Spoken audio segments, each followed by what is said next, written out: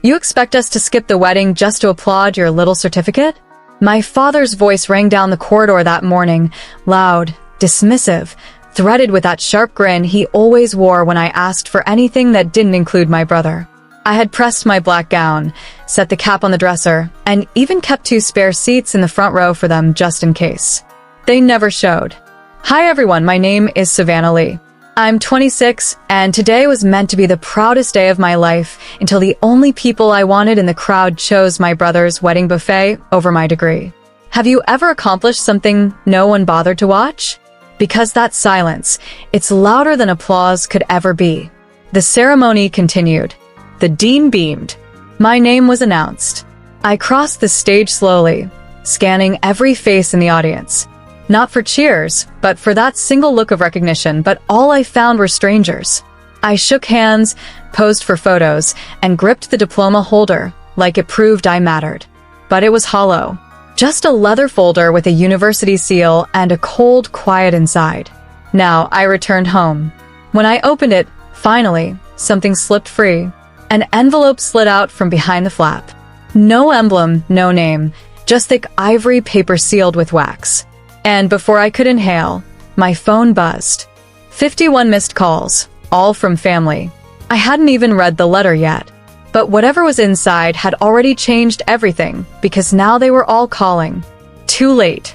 And whatever storm they fled from, it had already reached my doorstep. I held the envelope as if it might burn me. No return address, no handwriting, only that ornate wax seal, deep crimson pressed with an odd symbol I'd never seen before. It felt misplaced, like a message from another life.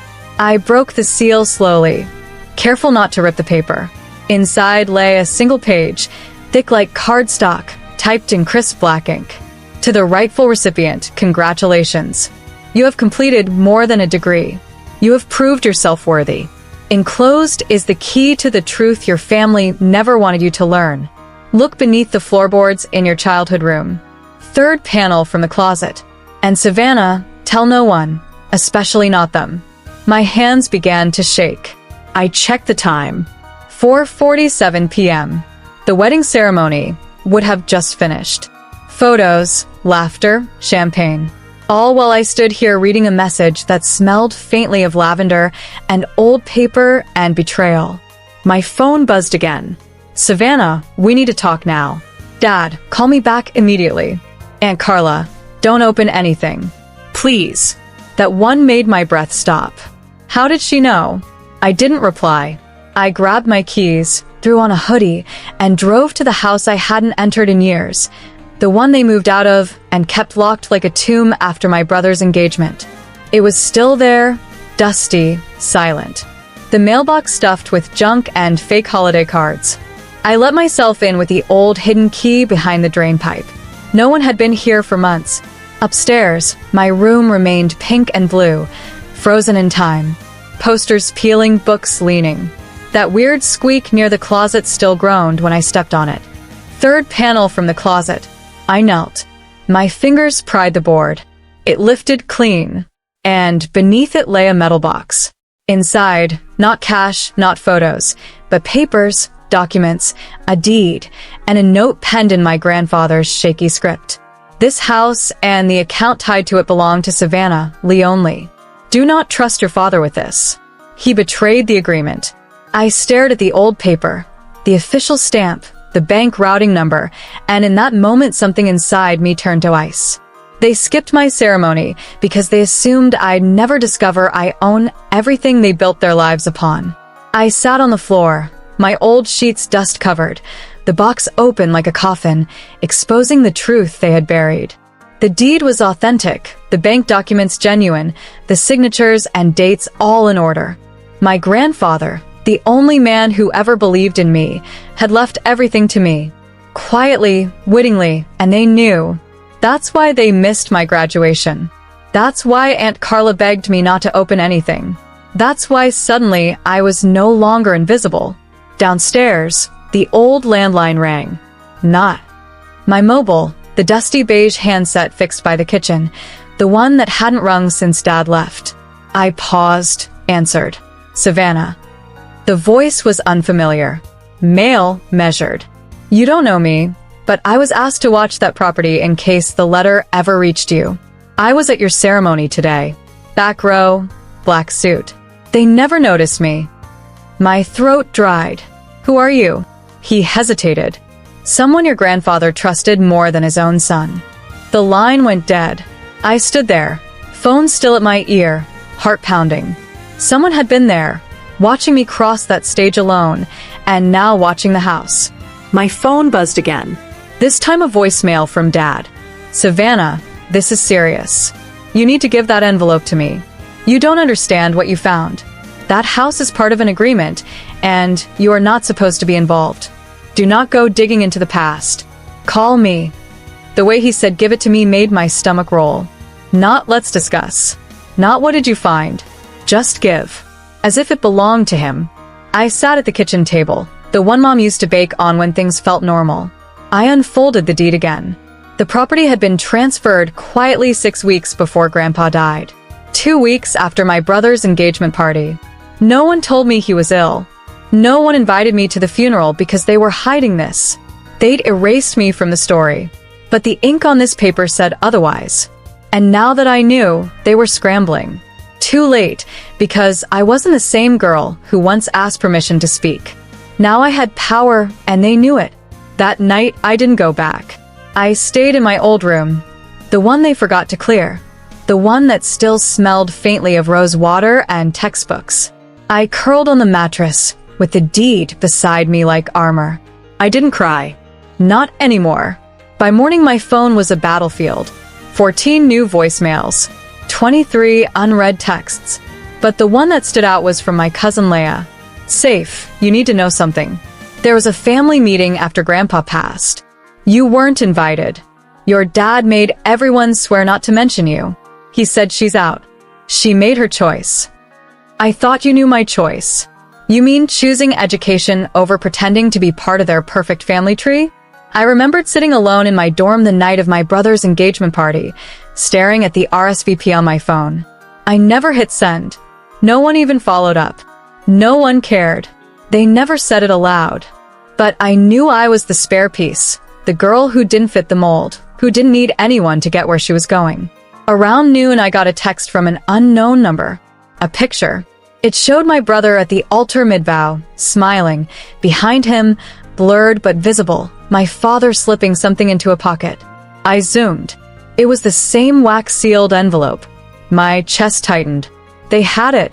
They tried to hide it. But somehow someone had returned it to me. Someone wanted me to know the truth. And someone inside that wedding wasn't playing for their side.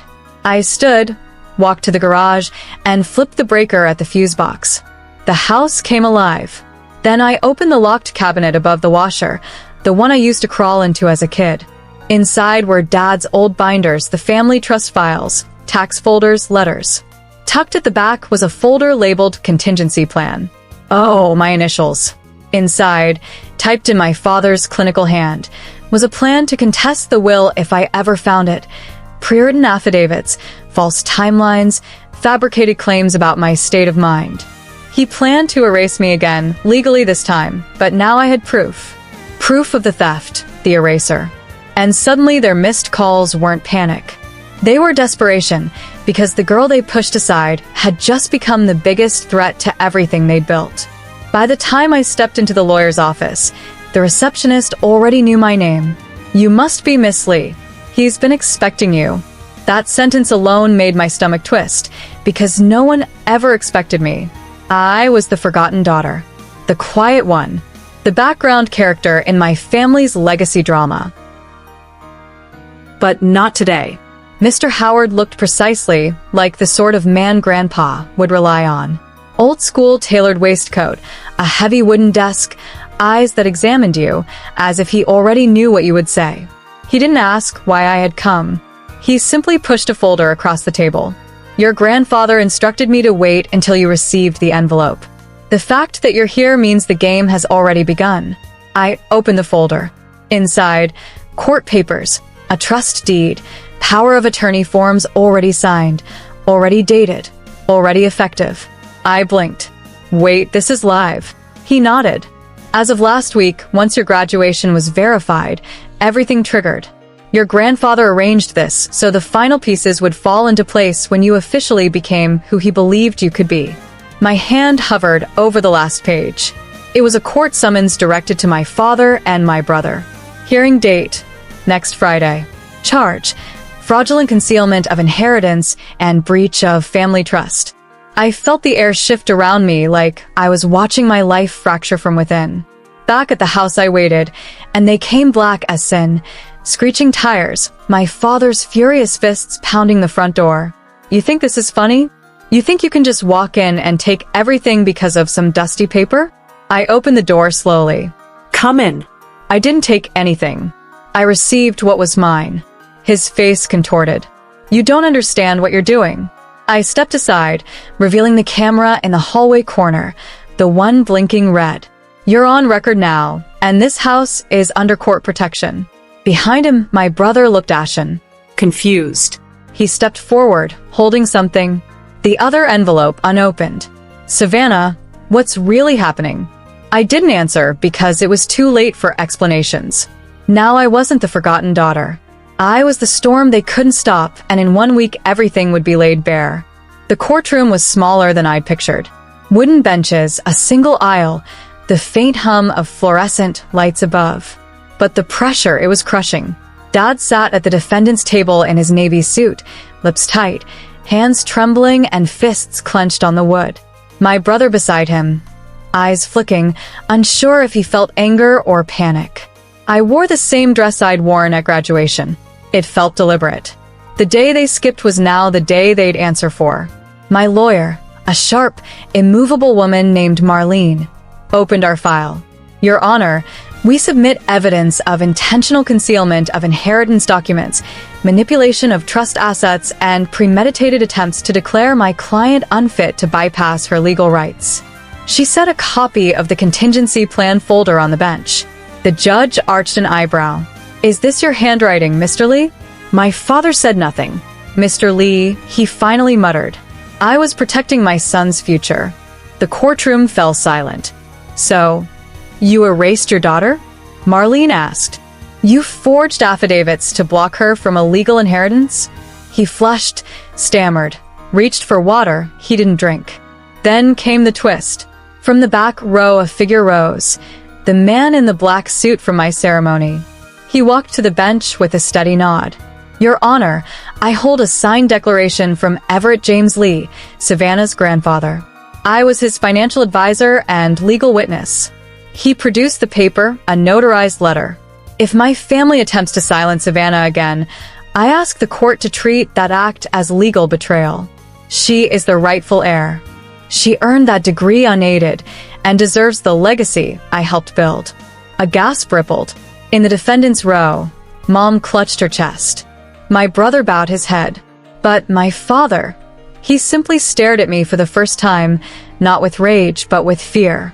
The judge turned. Miss Lee, do you wish to speak before we recess for judgment? I stood steady. Only that I did not come here to destroy them. I came because they erased me. I will not be invisible any longer. And as I sat down, the courtroom lights seemed to hum louder. The truth was out. The papers were genuine. The witnesses testified, and their empire of silence had at last fallen apart. The verdict chamber felt cold, not in temperature, but in spirit, as if the walls had absorbed years of lies and now refused to reflect them. We rose as the judge returned. The clerk read the decision line by line. My father's face drained of color with every sentence. The court finds overwhelming proof of inheritance concealment, premeditated fraud, and willful manipulation of legal records intended to disinherit the rightful heir, Miss Savannah Lee. My mother reached for my father's hand. He shrugged it off. Effective immediately, the judge continued. All assets tied to the estate of Everett James Lee are to be released to Miss Savannah Lee as provided by the original trust.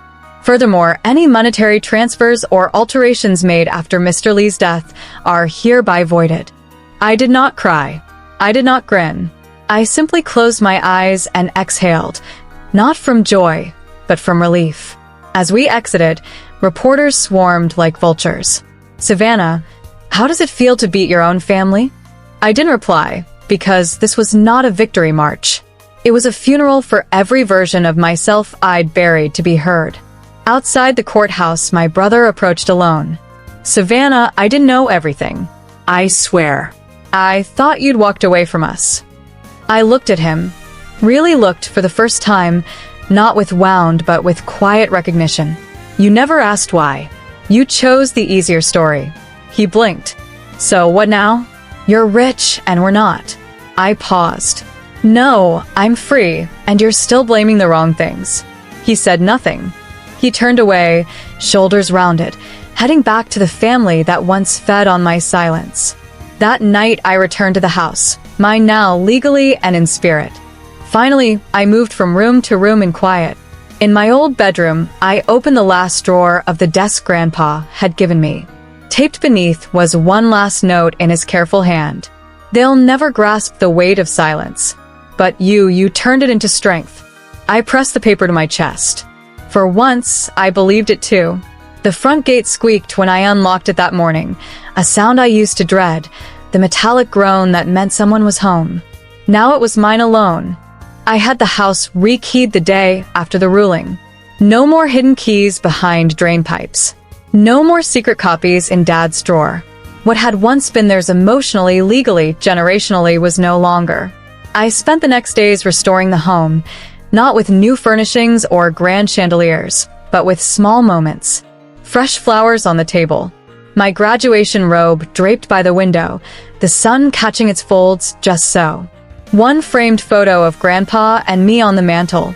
That was enough. I didn't need portraits of people who once ignored me. Their silence had decorated these walls long enough. One evening, as dusk fell and the sky turned a bruised violet, I heard a knock, not frantic, not demanding, just familiar. I opened the door. There stood my mother. No makeup, a wrinkled blouse, a different kind of sorrow in her eyes. Not panic, not entitlement, but something nearer to remorse. "Savannah," she whispered. "Can I come in?" I didn't speak. I just leaned against the doorframe. "We made mistakes," she said. "But you've made your point, haven't you?" I looked at her, really looked. The woman who'd watched me grow but never applauded, never stood, never shielded me. I answered softly. "The point wasn't to hurt you. The point was that you never thought I'd get this far." She opened her mouth, then closed it. "Mom," I said, "this house is built on memory, the kind that nearly broke me and the kind that saved me." She nodded, tears in her eyes. "Then I suppose this isn't my place anymore," she murmured. I said nothing.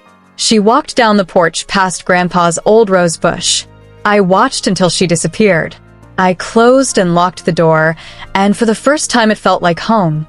Not merely a place I inherited, but a place I reclaimed.